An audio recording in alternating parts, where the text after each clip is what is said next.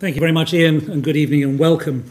As Ian has already indicated, the Oxford Geoengineering Programme is a remarkably interdisciplinary activity that cuts across the geological sciences, the social sciences, the engineering sciences, and brings in also the humanities.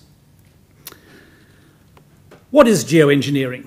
The Royal Society last autumn issued a report on the topic in which it defined geoengineering as the large-scale intervention in planetary systems in order to try to counteract the effects of global climate change.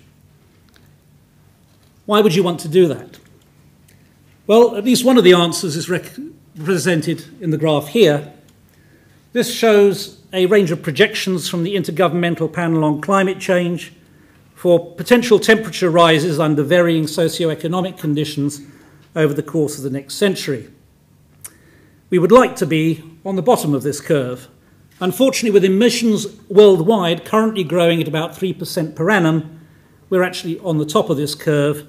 We seem to be headed to about a 2-degree Celsius temperature rise by mid-century, with a possible 4-degree rise by the end of the century if the trend continues. And it's quite possible that these estimates are wildly optimistic, since built into these are certain assumptions about improvements in energy intensity and carbon intensity, which it turns out have not held true. So one of the things that people are thinking with respect to geoengineering is it would be very handy if we could find ways to shave the peaks of these kinds of emissions profiles whilst pursuing more conventional methods of carbon emissions mitigation. And I want to emphasize that there are almost no serious person working in this field of geoengineering who accepts the Freakonomics guy's idea that this could be actually a substitute for conventional mitigation. But it could well be a way of buying essential time. How might we do it? Well, there's two things you can do to counteract the effects of climate change, and there's two ways you can do either of those things. You can either suck some carbon out of the atmosphere, which is what the Royal Society report described as carbon dioxide removal, or you can reflect a bit of sunlight back into space, which is what the Royal Society described as solar radiation management, or SRM. Now, you can do either of these things, suck carbon out of the atmosphere or reflect it back, in either of two ways.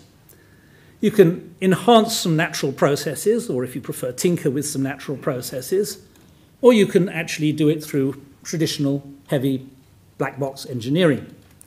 So you can see in the matrix here, for example, ocean fertilization. We know that certain parts of the ocean are less productive of plankton than they might otherwise be, and that the idea here is that by adding iron to those parts of the ocean, one could enhance plankton growth. The plankton would take up carbon from the atmosphere, fish would come along, chomp up the plankton, and then the heavy fish poop would sink to the bottom of the ocean. Unfortunately, in the field trials so far, a lot of the plankton were eaten by jellyfish, which have light floaty poop, and the carbon went straight back up again. But nevertheless, this is the general principle that you're looking at. Stratospheric aerosols is another potential option. I say this is a natural system that we already have. Volcanoes do, in fact, loft sulfate aerosols into the atmosphere when they erupt, and we know when Mount Pinatubo erupted, for example, for about a couple of years we had a global 2-degree modification of the temperature.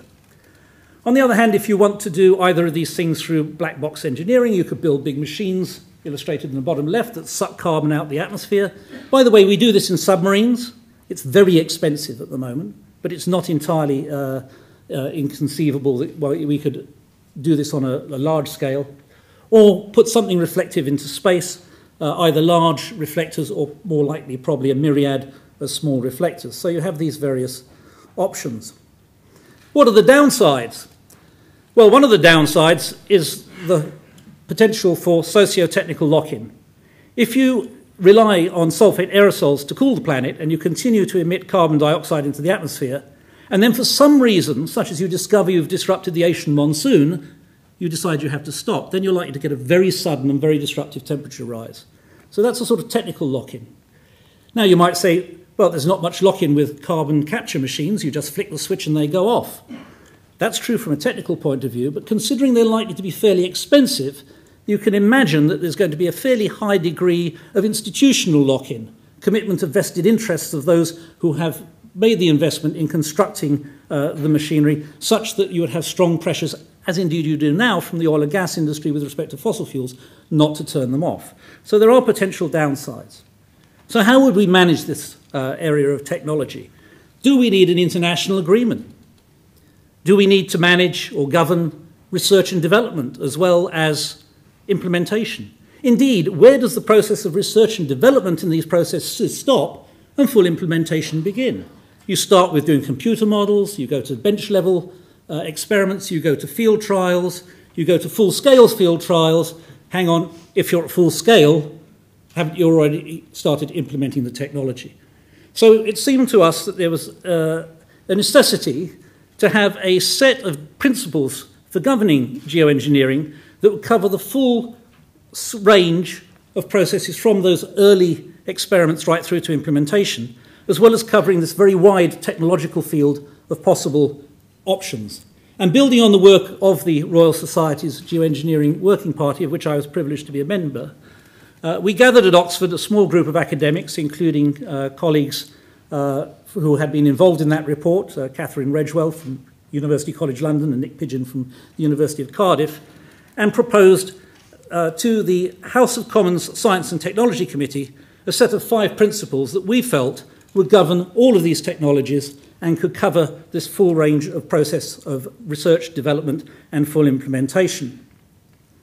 What impact did these have? Well, they were considered at some length by the House of Commons Committee, and we were very pleased to say that the House Committee felt moved to endorse the Oxford Principles as they've become known. I had the privilege to take these then to a major international meeting at Asilomar in California earlier this year, which was an attempt by the geoengineering community to emulate that of the recombinant DNA community at the famous Asilomar meeting on recombinant DNA a few decades back. And the Economist, as the Economist reported, the Oxford Principles were widely accepted by the participants in the Asilomar meeting, and they certainly seem as though they're going to be part of the next phase of the Royal Society's so-called Solar Radiation Management Governance Initiative.